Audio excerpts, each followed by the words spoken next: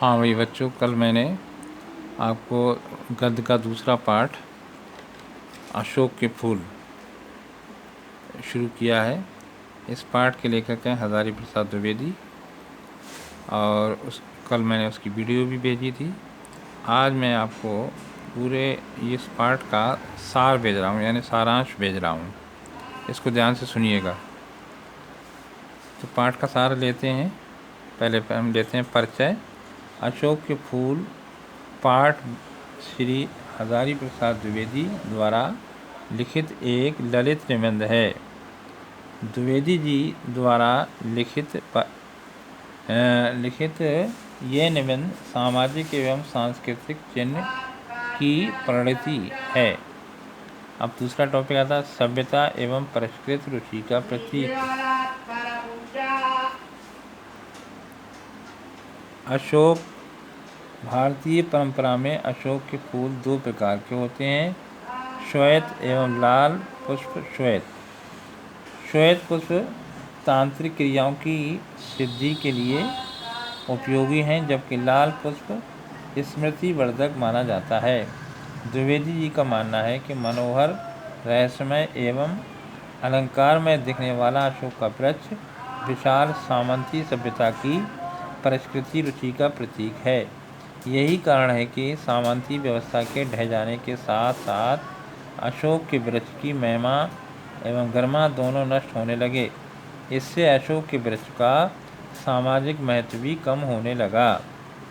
अगला पॉइंट लेते हैं, अशोक की पूजा गंधर्वों एवं यक्षों की देन। प्राचीन साहित्य के आधार पर यह स्पष्ट होता है कि अशोक के वृक्ष में गंधर्व देवताओं का वास है।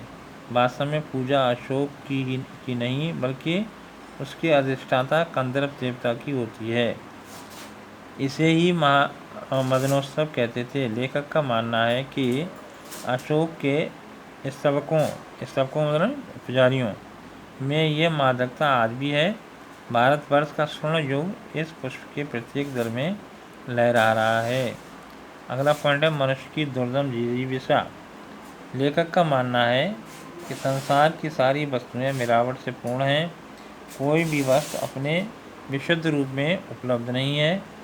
इसके बावजूद केवल एक ही वस्तु विशुद्ध है और वह है मनुष्य की जिजीविषा। अब आते हैं अगले पॉइंट पर।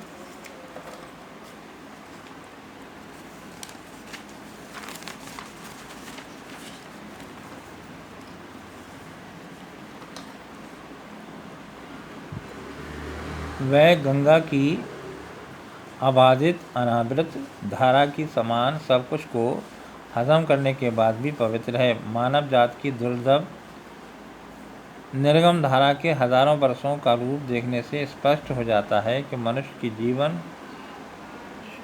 शक्ति बड़ी ही निर्गम है। वो सभ्यता और संस्कृति के वृथा मोहों को रोनती चली आ रही है।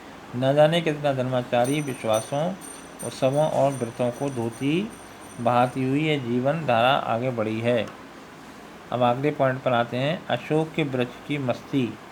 लेखक कहता है कि अशोक का वृक्ष आज भी अपनी उसी मस्ती में है जिसमें वह 2000 वर्ष पहले था। उसका कहीं से भी कुछ नहीं बिगड़ता है, वह उसी मस्ती से झूम रहा है। इससे सभी को रस अथवा आनंद लेने की शिक्षा लेनी चाहिए।